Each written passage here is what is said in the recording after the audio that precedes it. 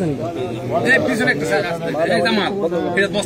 الآخرة حسنة وقنا عذاب النار ربنا لا تزغ قلوبنا بعد إذ هديتنا وهب لنا من لدنك رحمة إنك أنت الوهاب ربنا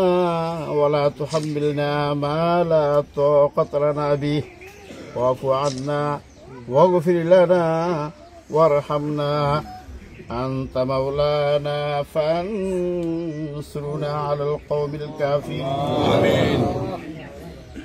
رب العالمين পবিত্র জোহরের নামাজের পর আপনার নেককার বান্দাদেরকে নিয়ে আপনার শাহী দরবারে হাত উঠাইলাম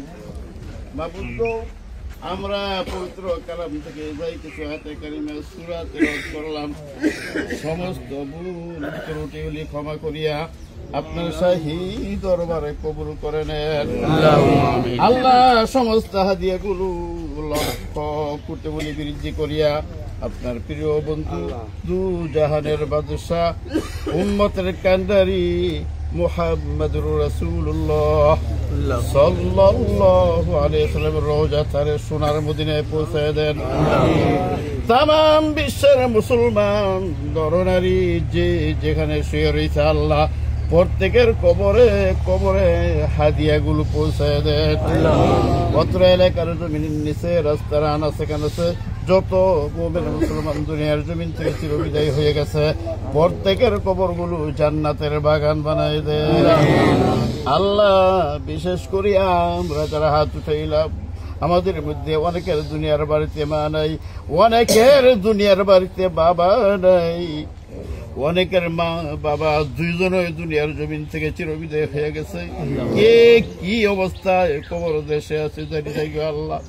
মাবুদ গো এতগুলো মানুষ আপনার দরবারে হাত উঠাইলাম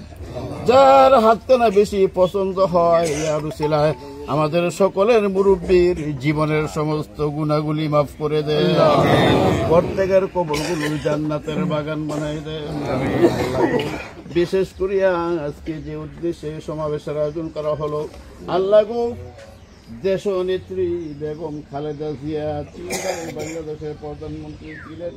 আল্লাহ গো দিনের স্বামী জিয়াউর রহমান সাহেব দুনিয়ার জমিন থেকে চিরবিদায় হয়ে গেছে দিনের মা বাবা দাদা দাদি বংশপুত্র সহ যারা দুনিয়ার জমিন থেকে চিরবিদিনে কবর দেশে চলে গেছে প্রত্যেকের কবরগুলো জান্নাতের বাগান বানিয়ে দেন আল্লাহ প্রত্যেকের জীবনের সমস্ত গুনাহগুলি মাফ করে দেন জিয়াউর রহমান সাহেব দেশের জন্য অনেক কিছু করছেন আল্লাহ গো স্বাধীনতার ঘোষক জিয়াউর রহমান সাহেবের কবরটা জান্নাতের বাগান বানিয়ে দেন আমিন সমস্ত গুনাহগুলি মাফ করে দেন জিয়াউর রহমান সাহেবের দাদা দাদি মা বাবা বংশগোত্র সহ যারা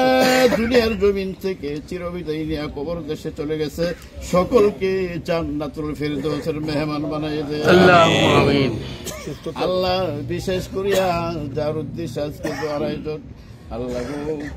বিএনপির চেয়ারপারসন দেশনেত্রী বেগম খালেদা জিয়া অসুস্থ